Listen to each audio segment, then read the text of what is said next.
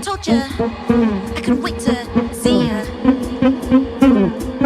But the truth, I got some kind of amnesia.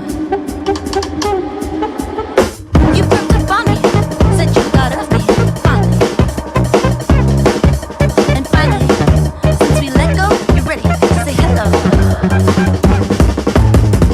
What did you hope to see coming to this place?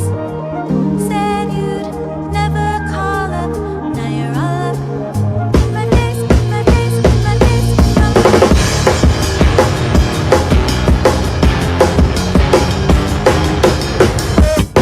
You're like a time traveler.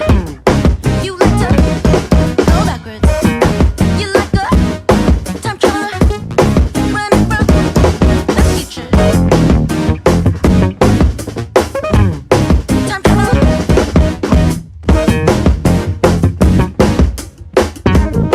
Time traveler. This area you made restricted off limits. Thought I would miss it before I ditched it, dismissed it. Yeah, I was timely, but I fall out behind it. And after 3 years of living, you're asking to go back in. What did you hope to see coming back to me? Are you satisfied now? Could you die now? Happily, happily, happily, happily, happily, happily, happily, happily.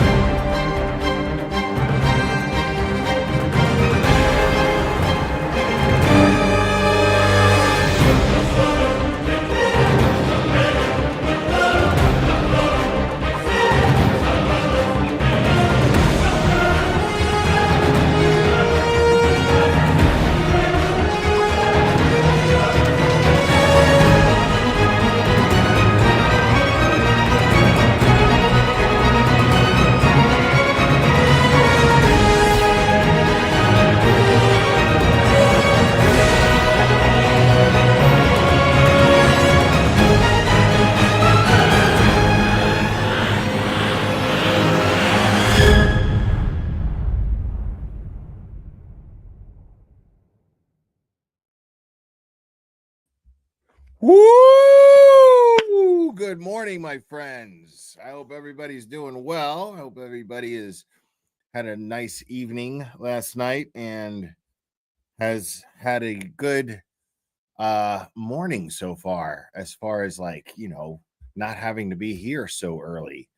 But some of you have to be up early anyway, and you guys have been like, why isn't there any court? Well, because the jury right now is on a field trip and they are looking at 34 Fairview Road. And as they are looking at 34 Fairview Road, we are hoping that as they are looking on 34 Fairview Road, they see how small and how close to the door that yard actually is, that flagpole actually is, and how impossible it would be for 11 people to walk out of that house. I don't care what time of day it is, and not see a 6'2", 200-pound man lying out there. So, and there's a really good explanation as to why nobody saw him, because he wasn't there, because he was still in the house, because he was in the basement. That's why. And the defense plans on proving this. So, or at least that she was not hit by a car. So, before I continue, let me just pull up and make sure that we've got court in the background so we don't miss anything.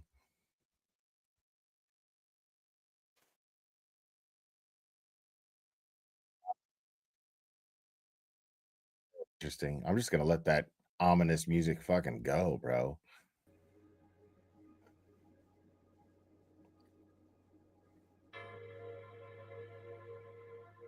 Yeah. So I am streaming on Facebook for the first time. I could see Dina is watching from Facebook. Very first time ever. I'm streaming from Facebook.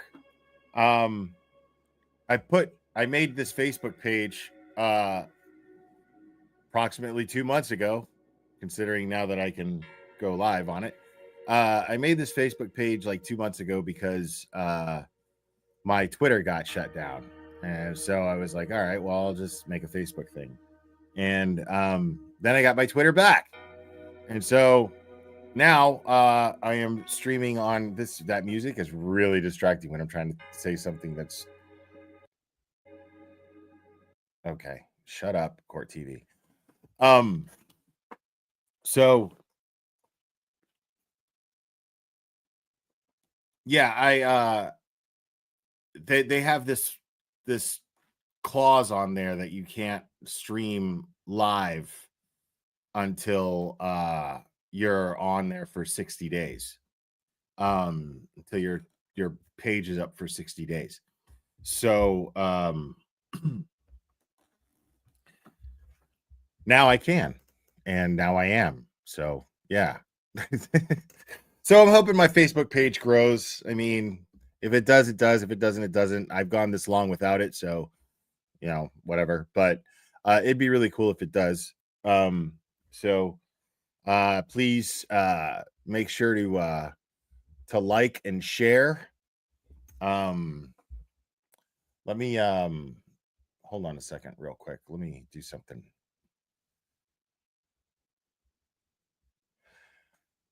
And there is new merch in the works, by the way, guys. There is new merch in the works, and we're shopping around. Cherry is shopping around for a new distributor. And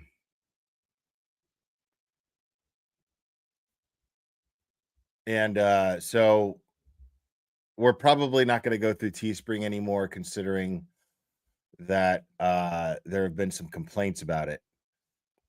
So right now, Cherry is shopping around for a new distributor, and we're going to design some new merch, and then we're going to have some of the same old merch up there. And yeah, so trying to do this thing right, man. You know what I mean? Like, I don't know how to do this shit. I don't have any fucking idea how to do this shit.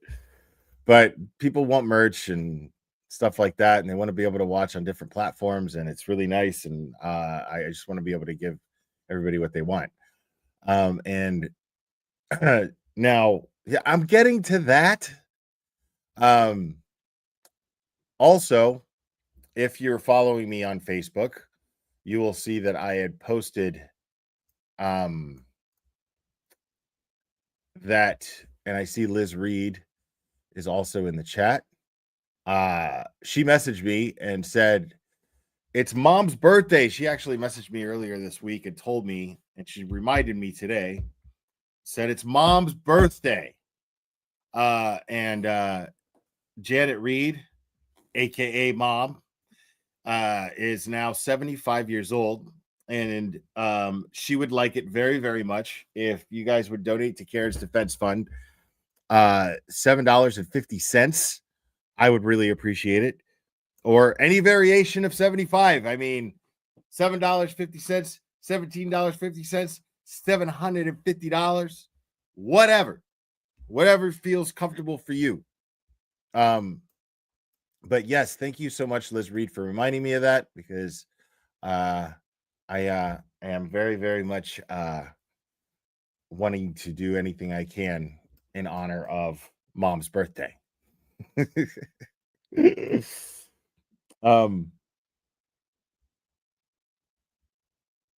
So yeah, man. And I guess it's not that hot in there today because, well,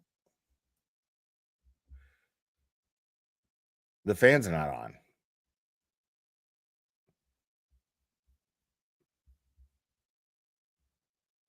Let's see what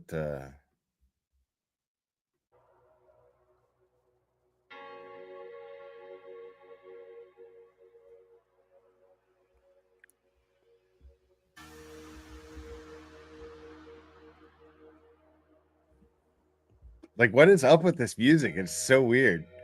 Core TV is blowing my mind right now.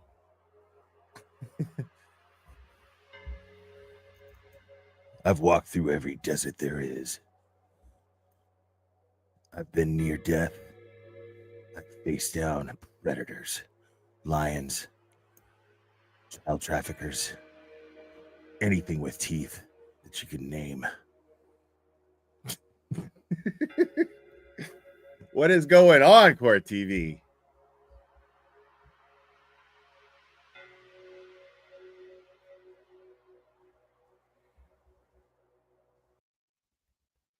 It's too much. It's a lot, bro. It's a lot. But I have a remedy for that. Oh, here we go. I think we got a super dad. Super dad. I think we got a super dad. Super dad. Super dad. Super dad. Dad, dad, dad, dad, dad. I think we got a super dad. How dare you?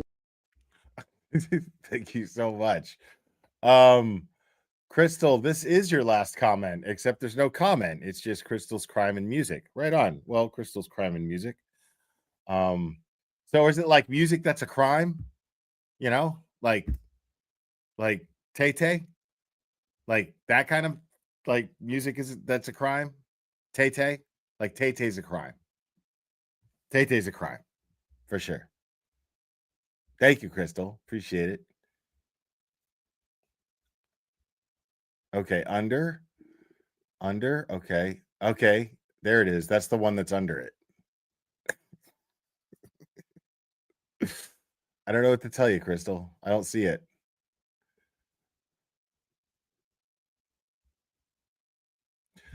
Oh, you guys like my drip?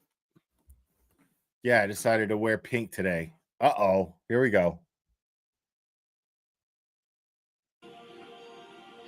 Still the music, though.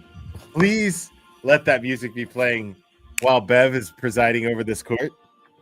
We're back in session immediately. Oh, no. They ended it. Who is your next witness? You're on the call. We'll call Dr. Gary Fowler to the stand. Thank you. Ooh, that was Lally. Lally said something.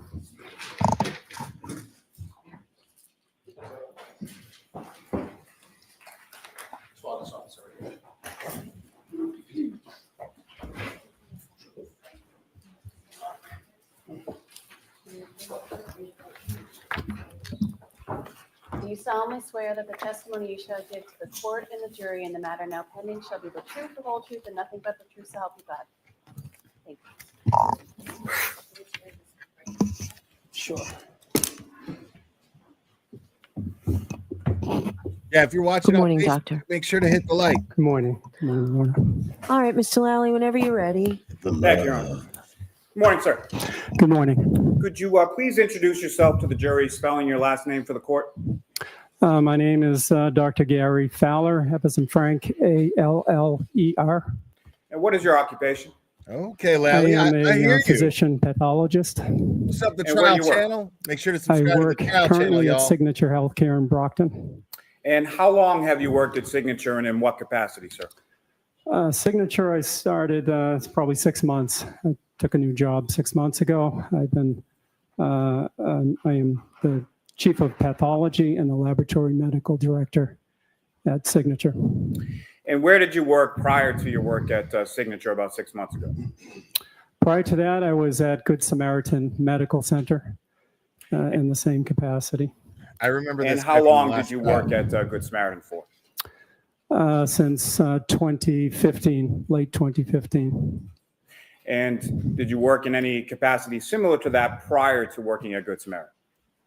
Prior to Good Samaritan, I worked at the Kearney Hospital, which is in Dorchester. Started that job. Was there a Dr. in Turtle in there by any chance? 1996. So I stayed on staff at Kearney Hospital up until actually closed 6 months ago. So Dr. I've been on Turtle staff Kearney? at Kearney's for quite a long time. Where did you go to school and what degrees did you receive? I went to college at Tufts University in Medford, graduated in 87. From there, I went to Tufts Medical School and graduated in 1991. And following your graduation, where did you go from there?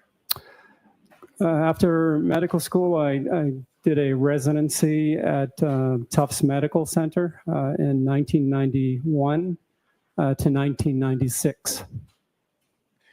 And then where did you go following your residency? And right from residency, my first job was at Kearney Hospital, which I previously mentioned. So 1996. And doctor, are you board certified? I am board certified in anatomic pathology and clinical pathology. And what is a board certification? Board certification is something we need to show that we are actually you get a big old stiff qualified board, to perform our and then the job that we you certify.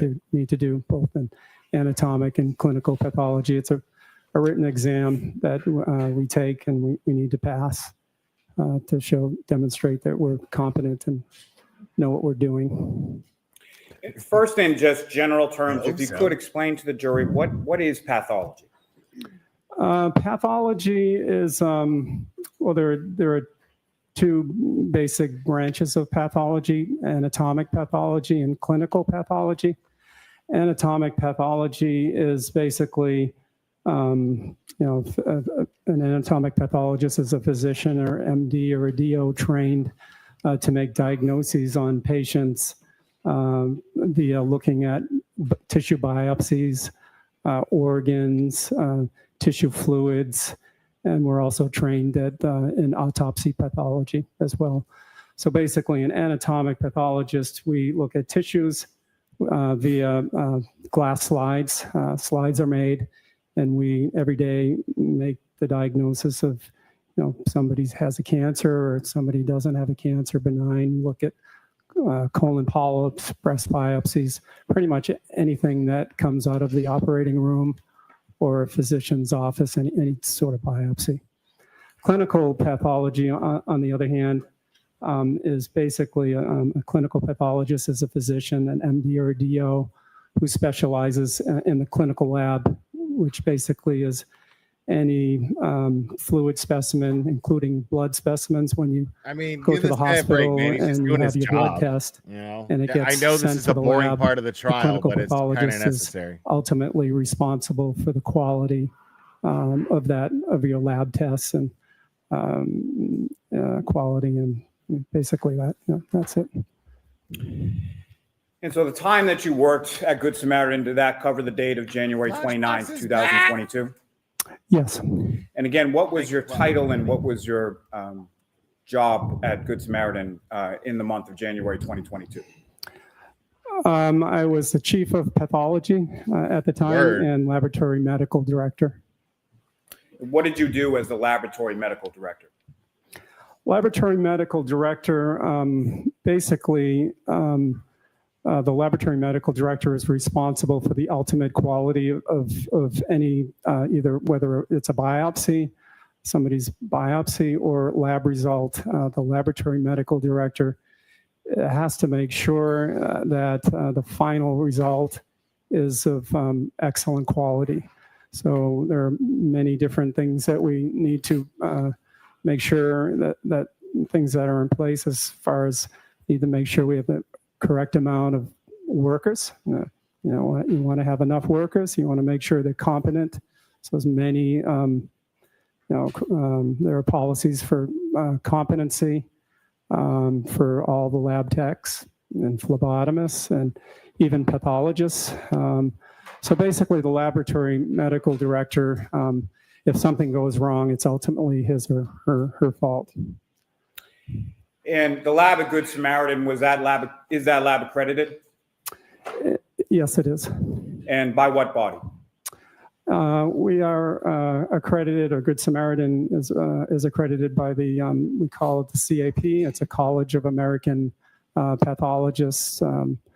They are considered the preeminent accrediting body for hospitals. They've been around for probably 70 plus years or so. What is accreditation? What does that mean? Accreditation is basically something that says that your laboratory is following guidelines and providing excellent quality. To be accredited. Like, my instinct is to shit all over Lally because I'm just so used to doing it. But I mean, what he's doing is important for the jury. Like, you want the jury to know exactly what this guy does and why it's important. 3-month window, and they'll come and inspect you to make sure we have a good quality lab. Each section of the lab, pathology, the clinical lab, microbiology, chemistry, hematology. The CAP has a checklist with numerous requirements that one needs to fulfill. There are probably over 3,000 items that they look at. And was your laboratory at Good Samaritan, was the accreditation up to date on January 29th, 2022? We were accredited, still are. Now, in Good Samaritan Medical Center, when a blood test is ordered, what types of things is the lab testing for? I think the most common tests that are performed when you go and you have your blood test is one is chemistry, a chemistry test where we sodium, potassium, chloride, glucose. We also a common test is a CBC, chloride. Isn't that true serum? Blood count, where we look at your red blood cells and your white blood cells and your platelets. Those are the two most common tests. Truth serum. And why is blood testing ordered in the course of medical treatment at a hospital? I don't know. When you're admitted to the hospital, usually you're sick, so the physician is usually a standard, ordering chemistry and CBC to see if there are any clues in those tests that could help the doctor take care of you. If they look at a BUN and creatinine, maybe if they're elevated, you either could it be dehydrated or have renal failure. If you look at liver function tests, maybe there's something wrong with your liver. So it's just a general, a good look at the patients to see if there are any clues that could help them.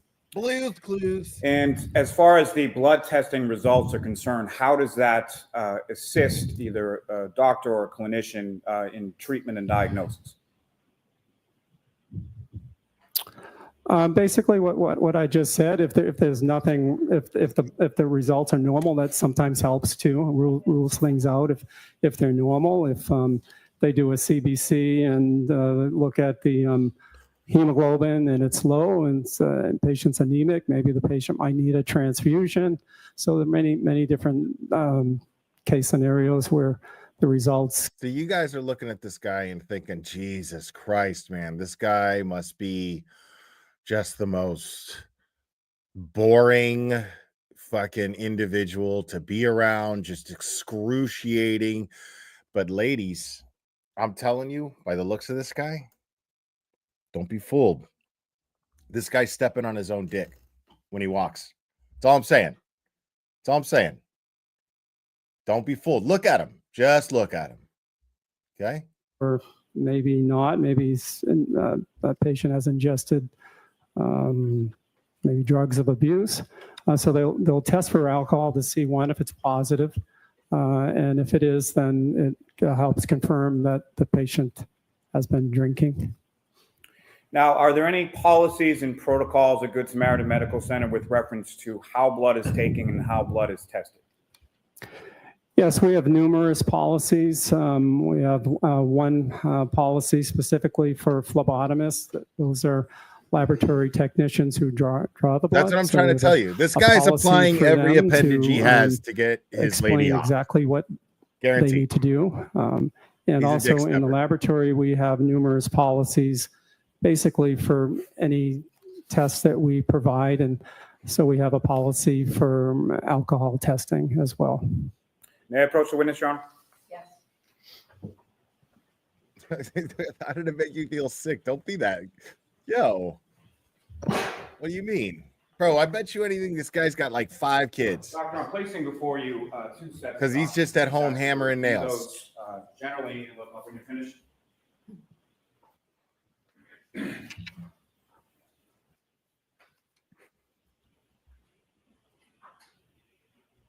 And do you recognize what those are, sir? Yes. And can you explain to the jury what is contained within each of those 2 sets of documents? Okay. The first one is a patient preparation for specimen collection. This is the policy that I was mentioning, specifically designed for our phlebotomist to detail the procedure of the blood draw.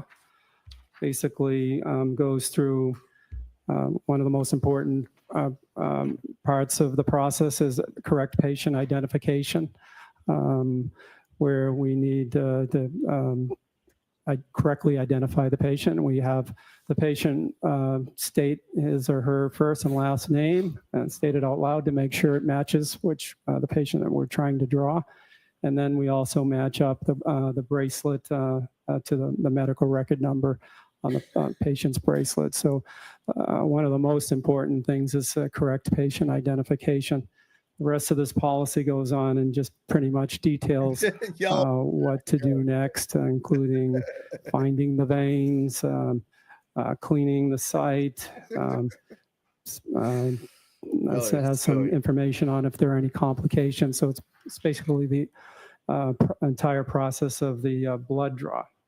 The second one is our alcohol policy, which pretty much details in detail what totally goes on behind the scenes for an alcohol blood test in our hospital. May I approach again, Your Honor? Yes.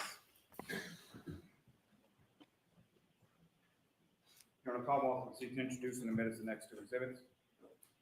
No objection. All right, thank you. Your Honor, for the record, it would be the patient preparation for specimen collection, the next exhibit in line. All right. Exhibit 35. And the ETOH policy would be the next exhibit number 37. Dude, he's probably got a harem at home. Probably not even married, just lives with like 4 chicks. Like, Y'all are underestimating the good doctor there, bro. Okay, need to Now, doctor, give this man some grace. what types of precautions are in place at Good Samaritan with respect specifically to alcohol testing in the blood? Or I should say taking the blood sample from the patient. Yes, one of the major things we need to do with taking somebody's blood for alcohol is to obviously not use an alcohol swab. Normally, when you have your blood test, they cleanse the area with a swab that contains alcohol. So in our policy is a specific statement that says, do not use alcohol swab, because potentially when you're drawing the blood, if you suck up some of that residual alcohol, you could cause a false positive. So we have in our policy, and every hospital should have the same policy, where we use a swab, a swab that has no alcohol. We call them a moist towelette. That's what we call Grant. Also, in the emergency room, my supervisor pretty much removed probably 95% of all the alcohol swabs. So just in case the phlebotomist forgets to not use an alcohol swab, they are hard to find. We need to keep a few there because we need to use alcohol wipes on certain tests like blood cultures and stuff like that. So when were the alcohol swabs removed from the emergency department? It was before my time. So fair to say prior to January 29th, 2022? Correct. What is a phlebotomist and what do they do? So phlebotomist Trial is a Channel's favorite word. Professional who specializes in drawing blood. So they're the ones who are trained, competent, and know what to do when it's true. I see what Trial Channel's saying about that word. What kind of training do phlebotomists? Not a fan of that word receive either. at Samaritan? Like in relation to drawing blood, we try to hire phlebotomists who have been trained. It's just easier. Got a fucking weird so they can have a high school background, but if we train on site, they just need to be trained on the proper protocol, proper procedures, and demonstrate competency. Is there any sort of proficiency testing related to phlebotomists at Good Samaritan? There's no proficiency testing for phlebotomists, but there's competency assessments. So with phlebotomists or any laboratory technician or even pathologists, there are strict guidelines for competency. We have to always make sure people know what they're doing. And it's a CLIA or a federal government regulation or requirement. So when anybody first starts in a hospital, the requirements are, one, initial training. You can't let anybody come in on their, without not knowing what they're doing. So we have to document that they have the initial training and they're competent. And then the law says 6 months from that, we do another competency assessment where we look at 6 elements of competency defined by CLIA, and 6 months from that, 1 year from the start date, is another competency. And then after that, it's annual. What the fuck are you talking about? And that goes for phlebotomists, and then it goes for laboratory technician. Doctor, once the blood is drawn by the phlebotomist, what happens then? So the phlebotomist will draw it at the time. They need to have the specimens labeled in the patient's room, because you don't want the phlebotomist to mislabel. So everything gets labeled at the patient's bedside with an initialed and with the phlebotomist's initial and date and time. That blood test will then be sent to the lab. In this case, the blood was drawn in the emergency room. So it gets packaged into a plastic bag and sent in a pneumatic tube up to the laboratory. And once it's sent to the laboratory, what happens with the sample from there? Once we receive it, it's called receiving the specimen. There will be a technician who then goes into the computer, enters the phlebotomist's name from the tube into the computer system, enters the time, and the technologist will look and see what was ordered, and then do the appropriate next step based on what was ordered. And in a case in which alcohol is one of the items that are ordered, what is the next step as far as the testing goes? So the next step with alcohol testing, we use a specific tube, so the phlebotomist would know what tube to use. It would be a light green tube that has lithium heparin in it. It's an anticoagulant. We don't want the blood to clot, so that's why we use an anticoagulant. So the first step when testing for alcohol is that the test is designed to be performed on serum or plasma. And to get that, the next step would be to centrifuge the blood. The centrifuge is a machine that spins the blood rapidly. Those things. I remember those. We spin it at around 3,300 RPMs, which is pretty fast, rotations per minute.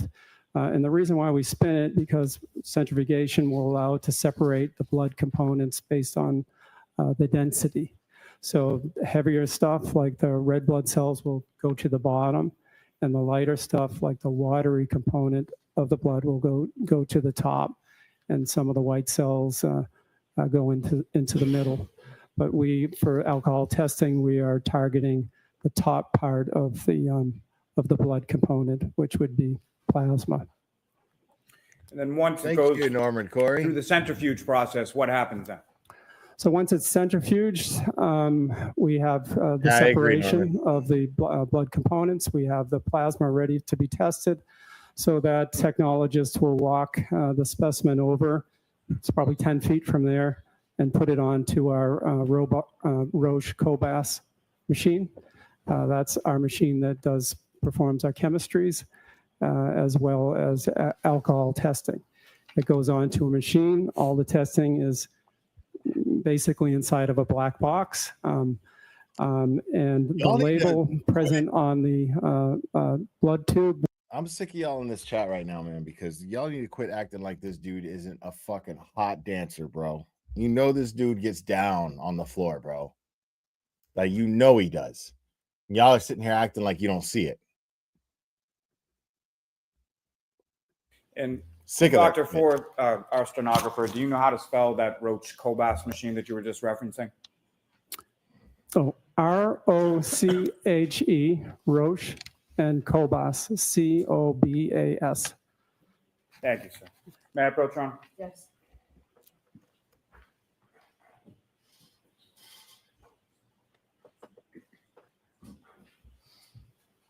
Doctor, showing you another series of documents. Again, if you could just look at that and look up when you're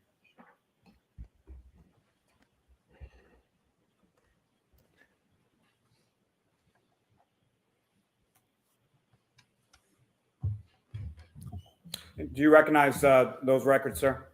Yes. And what do you recognize those to be? These are the medical records of Karen Reed. And sir, is there an indication within those records as far as the date of treatment for Ms. Reed? Yes. Do you see an a bunch of Andy dates Gibbs in very greatest hits in the As far as the records? treatment is concerned, sir? Yes. And what is the Yes. date of treatment? Oh, What if any disco do you prefer, Doc? 9/22. Sorry, is that 29/22? Uncle Fredo, thank you so much. Lally is filibustering a not guilty verdict. Starting G with this guy, or starting with this guy. Admit date, it says 1/29/22. I mean, pretty much. Like this is Thank you, sir. this That's is Doctor, It if is I a could waste of time, direct but your attention it's further into the not at the document same to a previously time, like- tabbed portion, do you see any indication in there as far as like you can't a sit here and result say for she was alcohol drunk testing. without having an explanation as to how you got to the determination that she was drunk. The problem is that this determination is a big crock of shit. Like, they tested her for alcohol like way too late.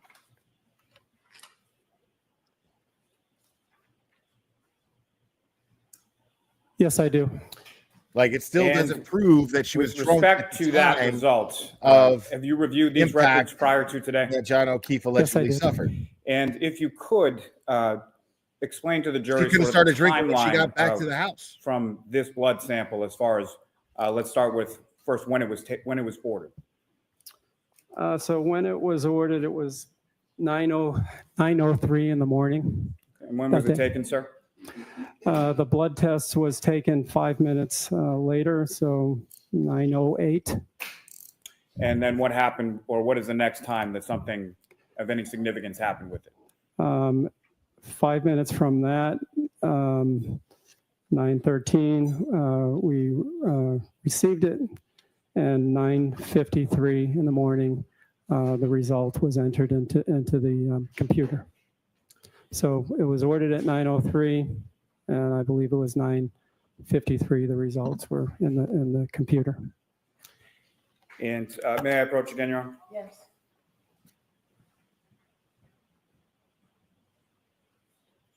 I'm about to seek to introduce and admit as the next exhibit. Any objection, Ms. Little? No objection. All right, thank you. Exhibit 37.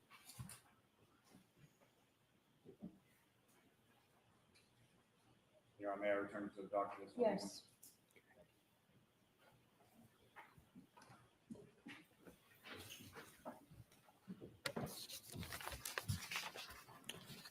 And doctor, what was the result of the testing for alcohol in the defendant's blood when it was taken shortly after 9 a.m. on January 29th?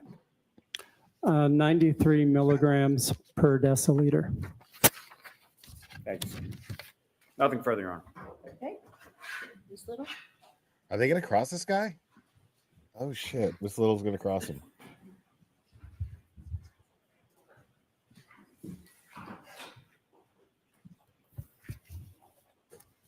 Good afternoon, Dr. Fowler. Oh, good afternoon. The Good Samaritan lab is a clinical lab, not a forensic lab. Is that right?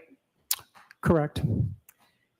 And hospitals are not in the legal business of calculating an individual's blood alcohol concentration. Is that right? I would say 99.9% of the time we are not in the legal business. We are testing alcohol for the diagnosis of alcohol intoxication.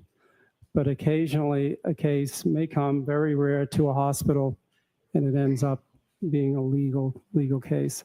It's not common, I think uncommon. And you'd agree that there are differences between screening tests that are conducted at hospitals and forensic tests that are conducted by law enforcement, right? Yes, The purpose of testing in a clinical setting is to assist in the diagnosis and treatment of a patient, right? correct. And physicians need to analyze blood quickly. They need to get the results so they can see what's in a patient's system and then effectively and efficiently treat that patient, right? Correct. Whereas in a forensic setting, tests for blood alcohol concentration are designed to produce results that are reliable and credible for use in court. Correct? Correct. You testified earlier today that your lab is accredited by CAP, which is the College of American Pathologists. Do you recall that testimony? Yes, I do. But CAP is a clinical laboratory accreditation, not a forensic accreditation, right? We don't have Oh, this the is a forensic good cross. accreditation for Good Samaritan. In fact, Good Samaritan has never been investigated or accredited by any forensic accreditation team to ensure that you perform all of your tests with the integrity necessary to support results in court, right?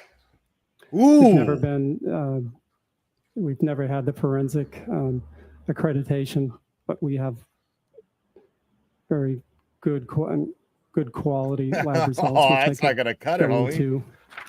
into further.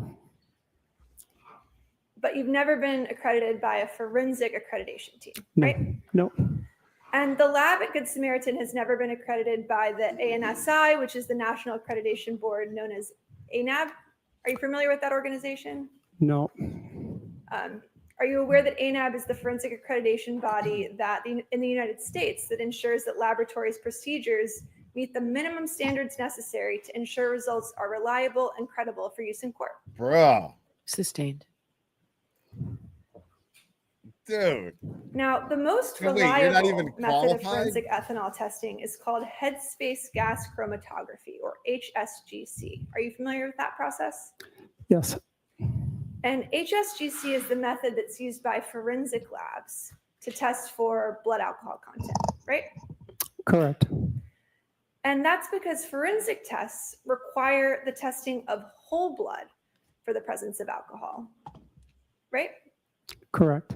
Can you briefly, just for the jury, describe sort of the difference between a whole blood test and a serum test?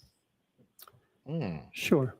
So whole blood, to put it simply, when you have your blood drawn, you see the fluid coming out, all red.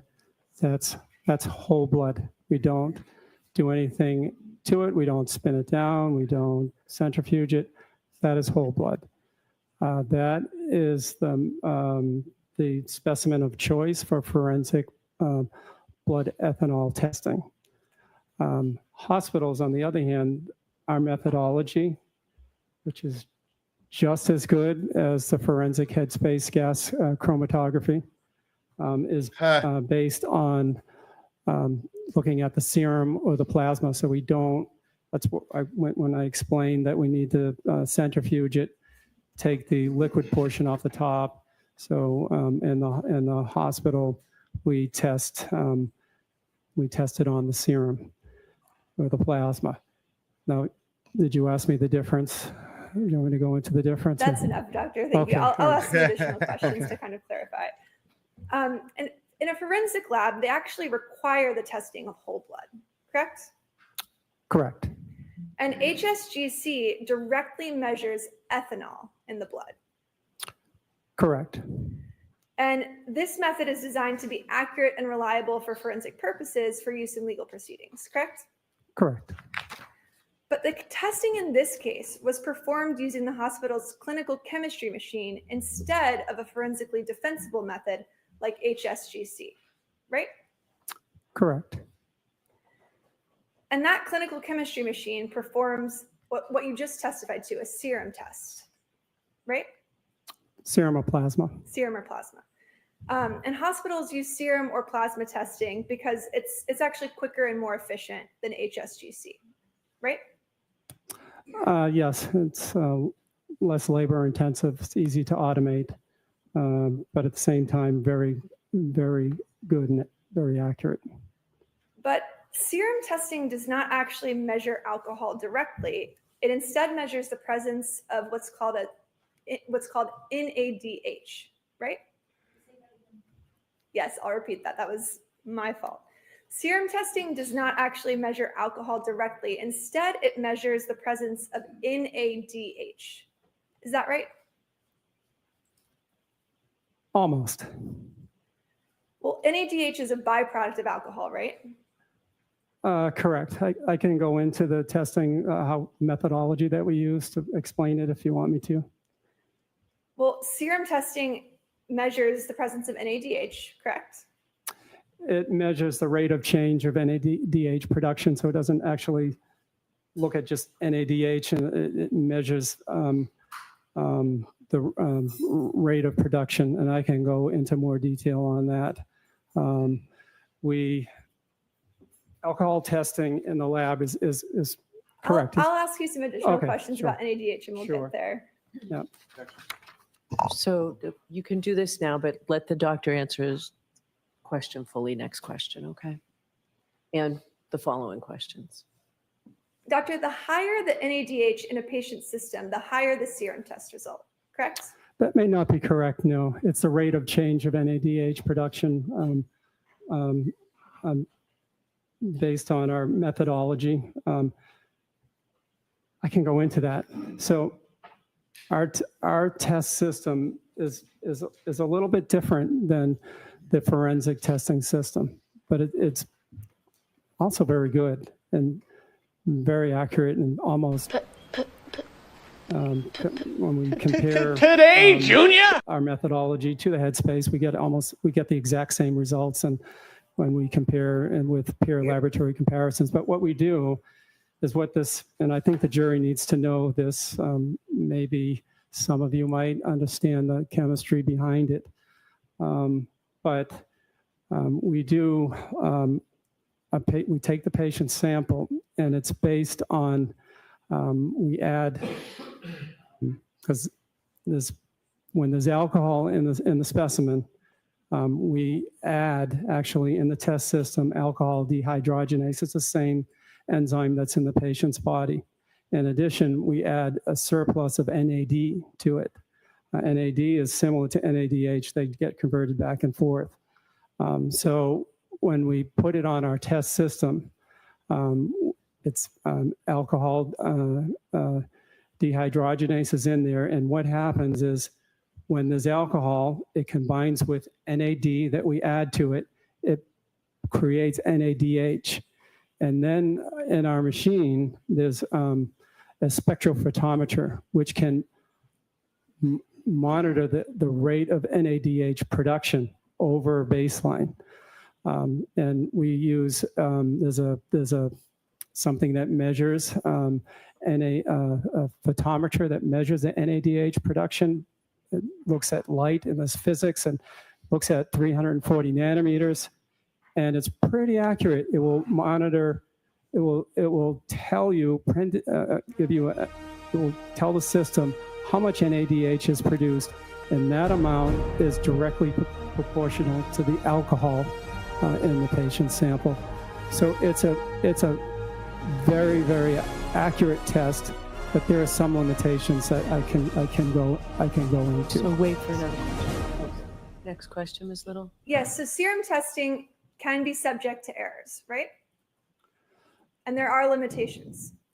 There are some limitations that I can explain, just like headspace gas chromatography may have some limitations too, but I can go into them. Next question.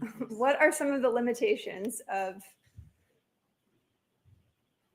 the serum testing? Okay. So the serum test, as with many tests in the laboratory, different things can interfere with our laboratory tests. And the three most common ones, which are unlikely to affect ethanol testing, is we abbreviated HIL. We want to look at those three things. One is hemolysis, which is H, and the other one is icterus, which is high bilirubin. And the third is L for lipids. High lipids will interfere with alcohol testing or with any testing based on that same methodology. Our machine, the Rose Kobash machine, and all the machines out in the market today are very sophisticated. If we have elevated levels of any H or I or L, it will flag it and raise the potential for a problem.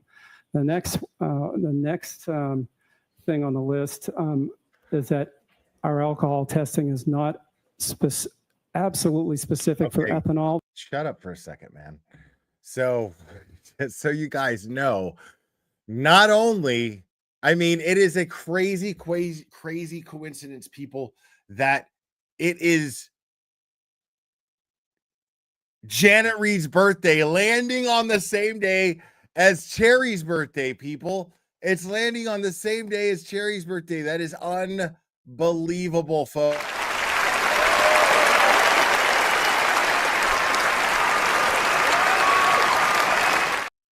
All right, I was muted. Sorry. It's amazing that Janet... Wait, was I not muted? I think it just muted when I played the clip. You guys heard me. Yes, it's Cherry's birthday. We're going to give a round of applause for her birthday. It's Cherry's birthday, sharing the same day as Janet Reed's birthday. It's amazing.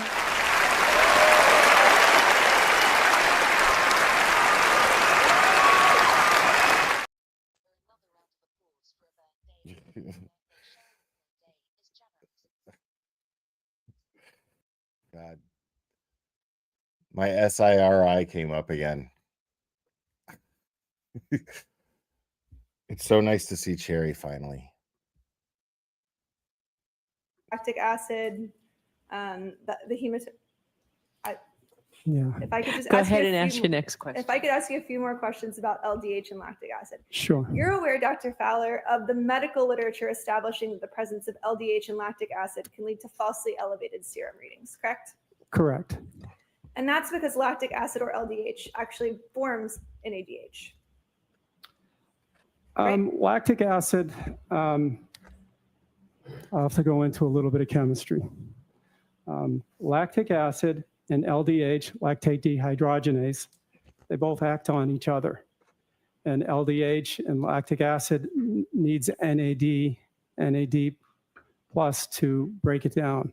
So in theory, when you're testing a serum, a plasma for blood alcohol, if there's extra LDH, or high levels of LDH, high levels of lactic acid, you add it to the test system, and then Roche throws in, or Siemens throws in the NAD, it will form NADH. That was first documented, I think, back in the older versions of these ethanol testings back in the 1990s, when they stumbled on, they were looking for biomarkers or reasons in kids with SIDS, little babies, and they found that two of these babies had a positive alcohol. But Doctor, if I could just ask the next question, if that's okay. Sorry. So in other words, NADH, studies have found, can actually be formed by certain biomechanical processes other than the presence of alcohol, right? Yes. Are you aware that the National Institute of Health has found that liver diseases, kidney diseases, muscle injury, trauma, and even anemia are some of the health conditions that can lead to a rise in serum LDH levels? Yes. Are you aware that Ms. Reed was severely anemic in January of 2022? Sustained. Are you aware that the medical literature has also found that patients suffering from multiple sclerosis have a twofold increase in NADH levels as compared to controls? I'm going to allow that. I haven't read anything specifically related to the NADH level, but but I want to go back to the point where our laboratory, our testing is not based. Let him finish his answer. It's not.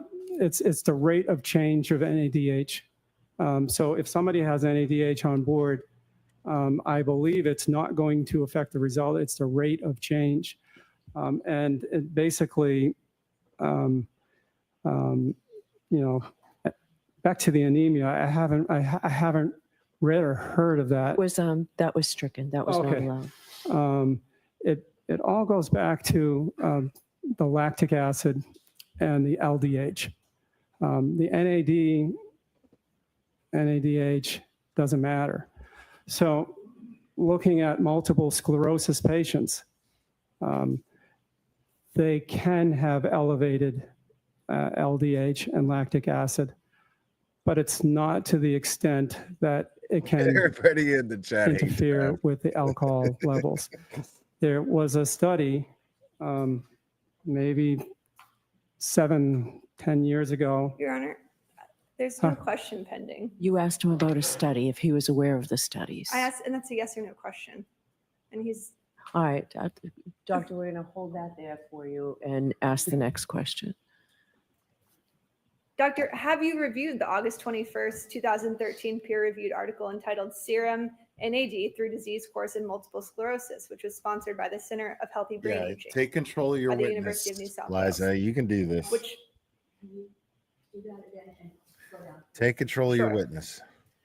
Doctor, have you reviewed the August 21st, 2013 peer-reviewed article entitled Serum NAD Levels through Disease Course in Multiple Sclerosis, which was sponsored by the Center for Healthy Brain Aging by the School of Psychiatry at the University of New South Wales in Sydney, Australia, which specifically found that patients suffering from multiple sclerosis have a twofold increase in NADH levels as compared to controls.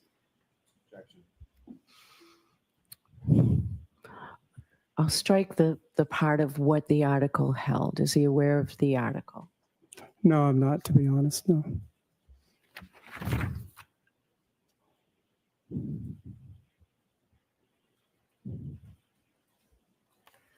Dr. Fowler, did you consider Ms. Reed's anemia and multiple sclerosis condition when you conducted the alcohol test on January 29th? Interesting question.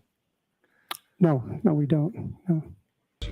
And again, serum tests like the ones conducted in this case don't test for ethanol. They only test for NADH, right? We test for the rate of change of NADH production.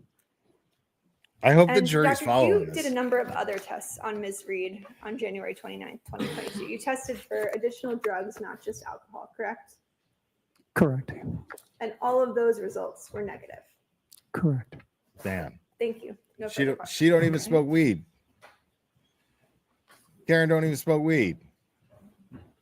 Jen talked about, I have a surprise for you. Karen was like, I'm good, bro.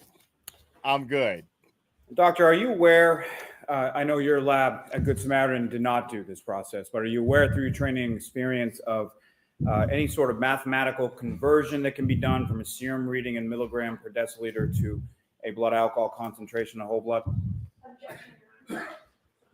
I'm going to allow it. The door was open. Go ahead, sir. Yes, I am aware. Yep. And please describe what you're You know aware that's of what it with reference was. to You that. know that's what happened. The fuck else could it be? Well, with blood alcohol concentrates goes to, when it's in your blood, it goes more to the watery components of your blood. So when I described the process earlier, whole blood is before we spin it. And when we test the plasma, which is specifically testing the watery component. Now, people have done studies like how much percentage of water is a serum versus whole blood. Basically, to put it simple, there's a higher percentage of water in the serum versus whole blood. So a hospital result will always be a little bit higher than a test on whole blood. It can be, I think the ratio, the conversion factor is anywhere from Got a ratio. 1.1 to 1.18. It's always could be 18% or 11% higher in serum versus whole blood. But we don't do it. That's what I read. I will defer that to the experts. Jerry, stop it. Now, Doctor, you were referencing in your Here, Jerry. cross-examination about a study that This you were is aware serious. of about 10 years ago or so regarding MS and alcohol testing. Is that correct? It was more on MS, looking at the results of lactic acid and LDH to I got see his how name high on the screen. these Jerry. levels of lactic acid can go in a group of multiple sclerosis patients. When reviewing that, we found that the range went from some normal range, 16% of the multiple sclerosis patients had normal lactic acids, but the remainder had elevated levels. But those levels were not anywhere near the required levels to produce a false positive. Our package inserts and for the Roche testing system, the Roche has it's an FDA approved test, and they have to do in-depth, detailed testing before they allow any hospital to do a test. And they have listed, levels of lactic acid beyond which the test would not be reliable. But the results, based on this study of 600 multiple sclerosis patients, 2 big centers in Italy and 1 in the Netherlands, show that the highest level of lactic acid in the MS patients did not achieve, didn't get close. Usually patients with MS that are asymptomatic can have normal or low, normal levels, slightly elevated. Terry, It was the stop. ones that had more Knock that off. symptoms that had elevated levels up to, I think the highest was 6.5 millimoles per deciliter, which is not high enough to interfere with our result. Now, with respect to the lab at Good Samaritan Medical Center, the interference that you were speaking about earlier on cross-examination, what would happen if any of those types of interference were to occur during the course of the testing? No, I'll allow it. The three main ones, which I detailed earlier, is the hemolysis, icterus, and lipemia.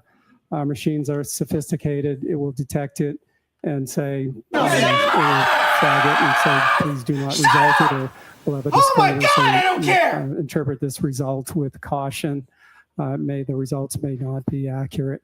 It hardly ever happens with alcohol testing. But if it did, we would get a result like that, and we probably wouldn't report it. And from your review of the defendant's medical records, specifically her testing from January 29th, did you notice any interference or any reports like that in her record? No. Now, the testing that you're doing at Good Samaritan is in relation to patients such as that might have cancer or heart disease or something like that, correct? Correct. Now, you were talking or started to speak on cross-examination about the good quality lab results that you have from your lab, and you wanted to go into that further. Could you please expound upon that for the jury now? Expound upon that.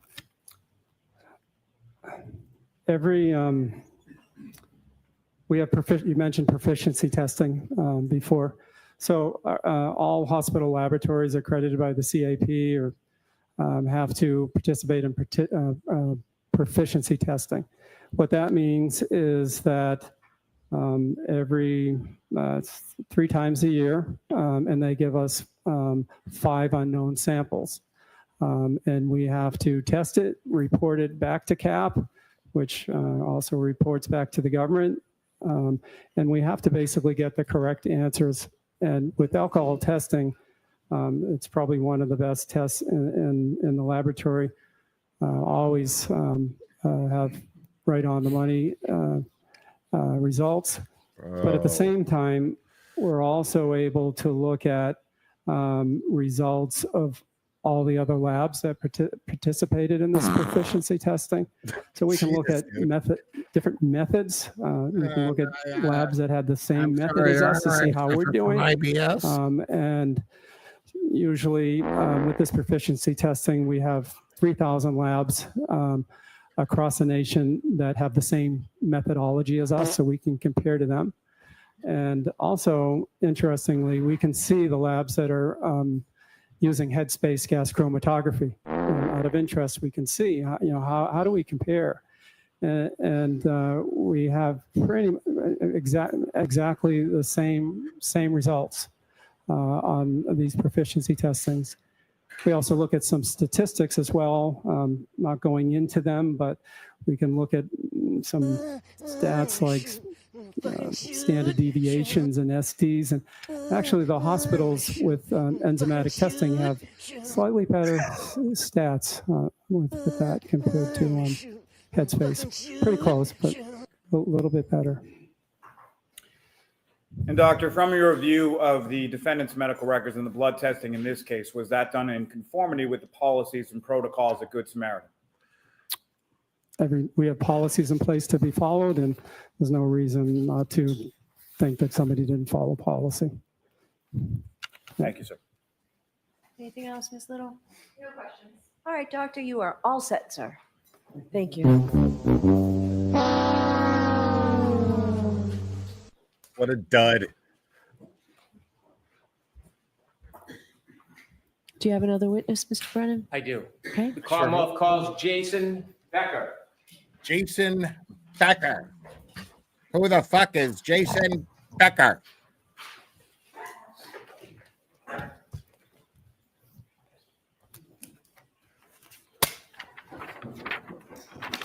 Well, basically, like, Ms. Little proved that that dude's not even, like, that hospital and whatever they're doing, they're not certified for forensic testing.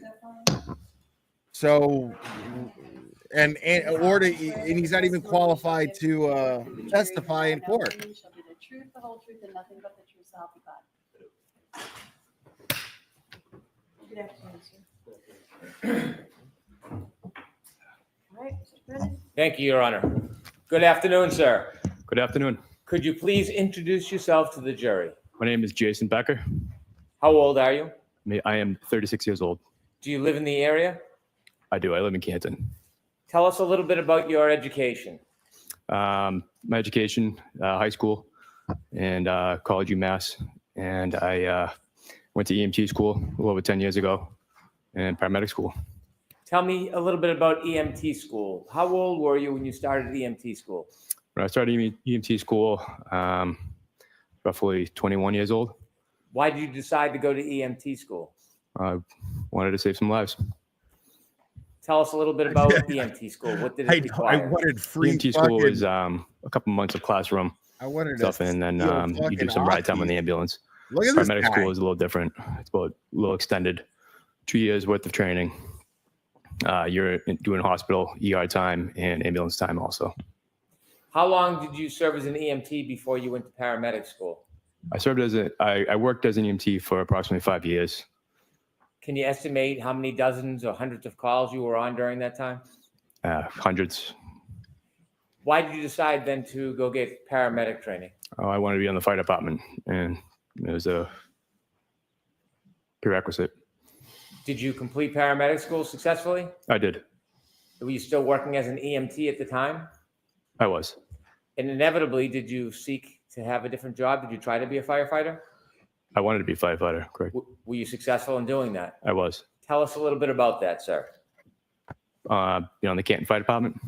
I So I got on the crawled out Canton of Fire a grave Department, and after then they being send you to buried the for fire, 150 years, the fire academy. and I Where decided you train to be a to firefighter. train to be a firefighter. So you had EMT training, paramedic training, and then firefighter training. That's correct. On the Canton Police Department, did you serve dual roles as a paramedic and as a firefighter? Fire department? Yes. Yes, sir. firefighter, sorry. Yes, sir. Firefighter and as a paramedic. You served as a firefighter and a paramedic. Correct. In the Canton Fire Department, does it have more than one station? There's two. Is there one station that's larger or smaller than the other? Station 1 is the headquarters, which is larger. Had you ever spent time at Station 1 as a firefighter or a Did a little bit of paramedic? acting. we I rotate played Chloe, to both the stations. horny cancer lady, I and want you Fight to Club. take us back to January 29th, 2022. Were you working that evening? I was. What station were you assigned to? Canton Station 2. Canton Fire Station 2? Correct. And that's the smaller of the two stations. It is. Were you working with anybody at Fire Station 2 that night? My ambulance partner at the time was firefighter Dan Whitley. Was there anybody else who was working at Fire Station 2 in addition to you and Dan Whitley? Correct. There was an engine company with 3 guys on it. 3 people were assigned to The engine, correct. Were you and Dan Whitley assigned as partners for the day, the week? Correct. Yes, we were. Which was it, the day or the week, sir? The week.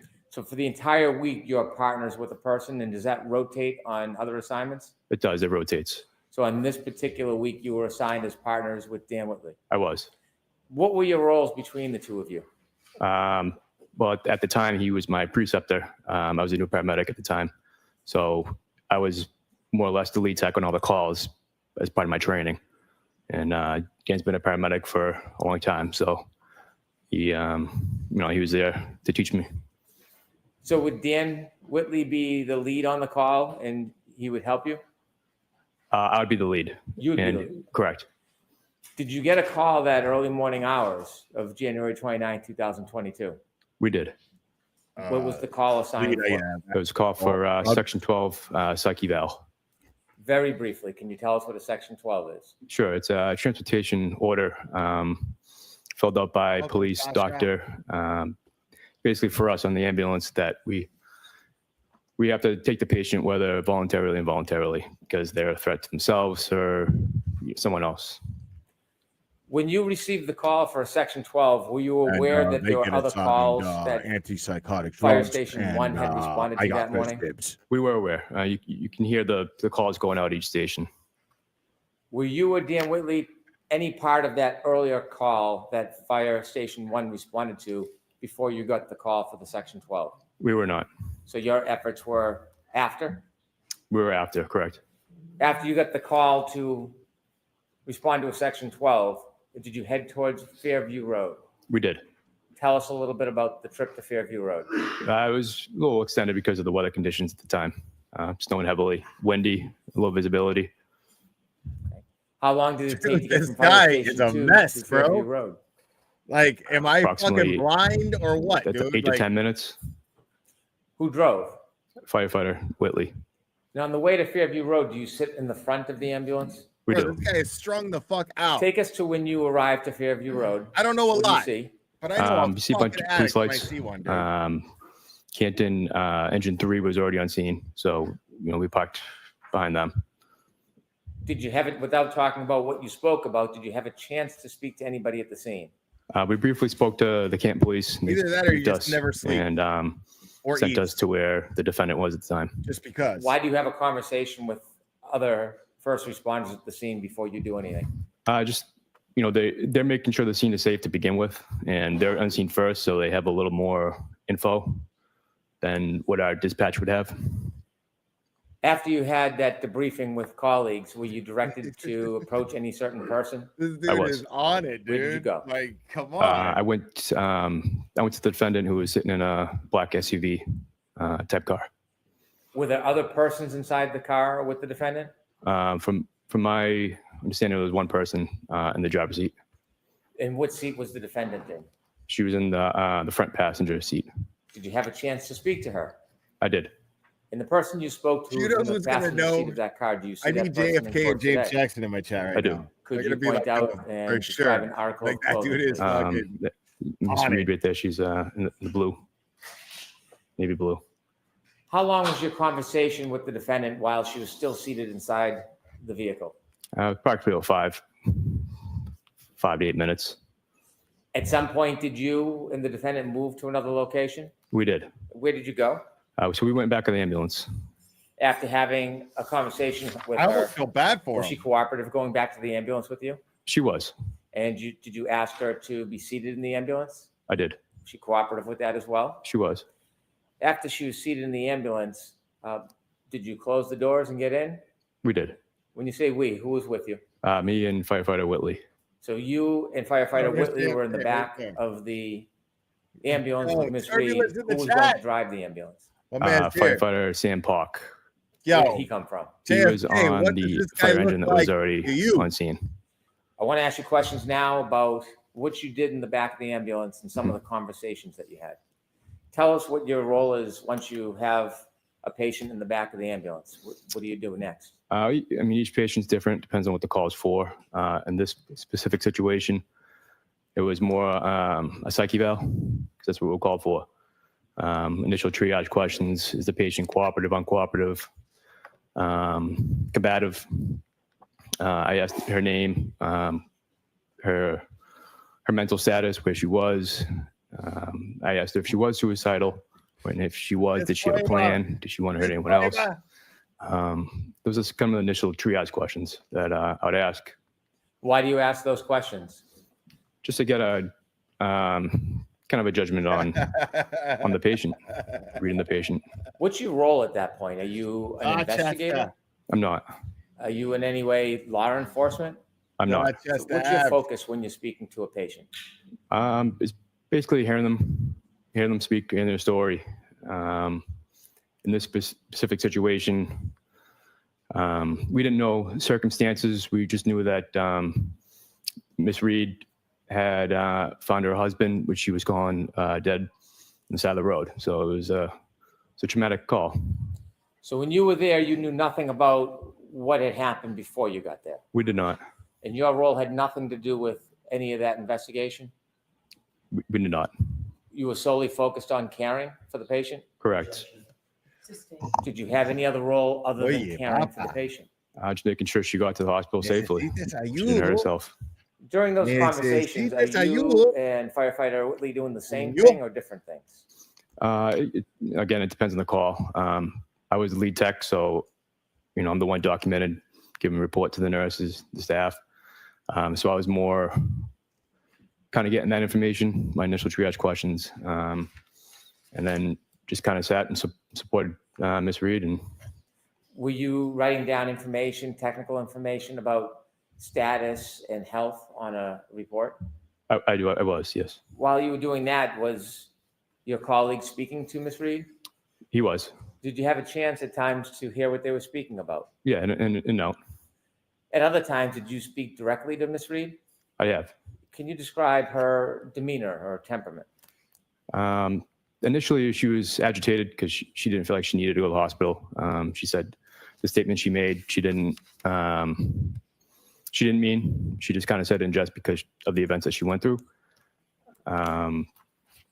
So she was, but then there'd be periods of which she'd be calm, and then it would fluctuate. She would have like pressured speech, repetitive, but all in all, she was cooperative. Yo, if I'm At crossing some this point, guy, I'm did you have a like, chance Sir, to have you had speak to any, her directly about her issues with mood? substances in the past? About her mood. About her mood.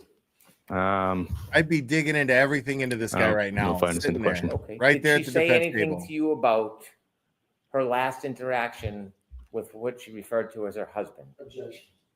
Sustained. Did she Oh, make any it's Jackson. statements to you when you were giving her treatment or Jackson's speaking gonna to cross her him. about her husband? I'll allow that. It came in. So one of the reasons why she was saying suicidal stuff is because the last conversation she had with her husband at the time was an argument. I didn't feel like it was my role to really find out the details on what was said. But that's what she said to me. That the last thing she said to him was an argument? Yep. Sustained. Did she tell you what the argument was about? She did not. Inevitably, did you get a chance to bring her to the hospital? We did. Did you stay in the back of the ambulance with her? I did. Did you continue to have conversations with her? Yes, I did. Did you hear conversations or parts of conversations she was having with your colleague? I had parts. When you got to the hospital, what happens next? So we brought Miss Reed into the hospital, registered her, bring her to the psychiatric section. Bro, this guy looks sick, for real. My man, you look Thank you. like No further questions. you need to go to bed, bro. Mr. Jackson? There we go. Some Alan Jackson for you guys.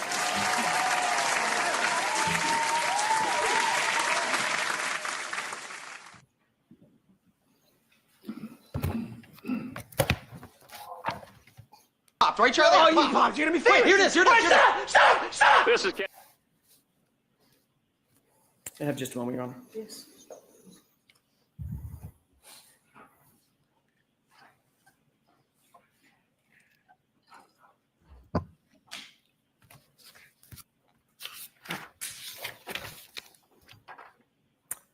Good afternoon, Firefighter Becker. Good afternoon. When you first arrived at the scene, there was at least two Canton police officers there still. Correct. Do you remember their names? Officer Saraf and Officer Mulvaney. Okay. Their cruiser was there. You said that an engine was still there. Correct. And was there another ambulance there, or the other ambulance had already left the scene? They'd cleared. They had already transported to the hospital. Remind me, you were in ambulance two? Two. I was ambulance 2. Got it. You parked behind the SUV where you ultimately made contact with Miss Reed, correct? I think it was more in front of the SUV because the way the SUV was parked. Got it. Got out of the ambulance, ultimately made contact with Miss Reed through the passenger door. Correct. Had a short conversation with her there. I did. You said it was maybe 5 to 8 minutes. More like 5 minutes because of the weather conditions. Okay, nothing of great consequence. I'm guessing just an initial, I think you called it sort of a triage assessment. Well, it was more of just introducing myself and asking her how she was doing. Got it. And then there was one other person in the cab of the vehicle as well. There was. Female, male. Female. So there are two females, one Miss Reed, one another female. Did you see any other civilian females out there? I didn't see. Okay, But so at least where you were, the contact that you had with Miss Reed and this other female, there was just two of them, not a third one. from what I saw, correct. Did you get the other female's name? Not at the time. I did not. Okay. Have you, by the way, have you since gotten her name? Based on a conversation Firefighter Whitley and Miss Reed had back in the ambulance. Got it. Okay. And who is that other person? That Miss Carrie Roberts. Okay. When you first observed Miss Reed, did you note whether or not there was anything unusual about her physical appearance, meaning anything on her? She did. Yes. Describe that to the jurors, please. She had some blood around her mouth, her neck area. At that point, were you concerned about, obviously you're concerned mainly about her safety and getting her safely to the hospital, correct? That's correct. Were you worried that that might be her blood? Well, she had said that she had given CPR to her husband. Okay, you jumped a question ahead. I was going to say, did she tell you that it was in fact not her blood? She did. So that kind of, in a way, ruled it out. Okay. No injury for me. And you didn't indicate, you didn't notice anything about her that looked like she was physically injured, physically in harm? I did not. Okay. She indicated that she had given CPR, mouth-to-mouth attempts at mouth-to-mouth resuscitation to Mr. O'Keefe, correct? She did. And that would account for the blood on her face and in her hair and on her neck. That's what she told me. Okay. And based on your observations of her, you didn't have any reason to quarrel with that? Correct. Okay. You indicated that her tone was somewhat rapid and repetitive. Is that right? It fluctuated. So at times it was, yes. Did it appear to you at that time that she had gone through a pretty significant trauma as best you were trained at the time? Objection. A little bit more of a foundation. I'll give it to you. Sure. Have you ever, in your course of training, seen individuals who have gone through some sort of a traumatic event? Frequently. Frequently. Everyone's different though. Understood. Obviously, everybody's got their own personalities and the way of Fair dealing with those answer. things, right? Sure. Have you been able to, through your training, assess whether, at least in your belief, your observations, if someone has gone through a relatively traumatic event, as opposed to just someone whistling down the sidewalk? Yeah.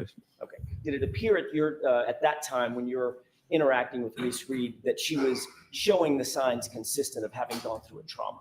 At the time, yes. Okay. So hence the rapid speech, the repetitive speech, things of that nature. Correct. For her, for the defendant, some people don't have repetitive Understood. speech. I'm just talking about your observations of her at that time. Yeah, Yes, bro. Her demeanor was consistent with having gone through a significant trauma. Relax, dude. For the situation, sure. Yes. Okay. You said that she went from calmness to agitation. The agitation you accounted for being, I don't necessarily want to go to the hospital. I don't want to be sectioned, correct? She felt like she didn't need to. It wasn't, she wasn't going to act on her comments about wanting to harm herself. You called it, I think in a report, it's SI, suicidal ideation. Correct. That's obviously. I think it's great wearing concern off, to you JFK. and your partners when you're assessing a patient, correct? That's right. You don't want to leave someone on their own if they're going to self-harm, correct? That's correct. You pretty quickly assessed, I'm guessing, Firefighter Becker, that she was not, in fact, in the position to self-harm. That I think you said that the statements that she originally made, if John dies, I don't want to live, were not necessarily at the level of actual suicidal ideation. Is that right? Yeah, I mean, at the time I believed her because of the information we got and what she went through. I'm sorry, I didn't quite understand your answer. Sorry, can you repeat your question? Of course. It's probably my fault. At the time that you assessed her, even though she had made some comments about if John doesn't live, I don't want to live either, you did not elevate that to the level of her being suicidal at that moment. So I couldn't rule it out, but Okay. I didn't think it was a huge threat at the time. Understood. But That's we what I was trying to get at. couldn't rule it out, so that's why we had to take her to the hospital. Understood. I mean, you had a Section 12. You had to take her irrespective of what you ruled in or out, right? Right. Okay. Firefighter Whitley was with you in the back of the ambulance the entire time you were with Miss Reed, correct? Not the entire time.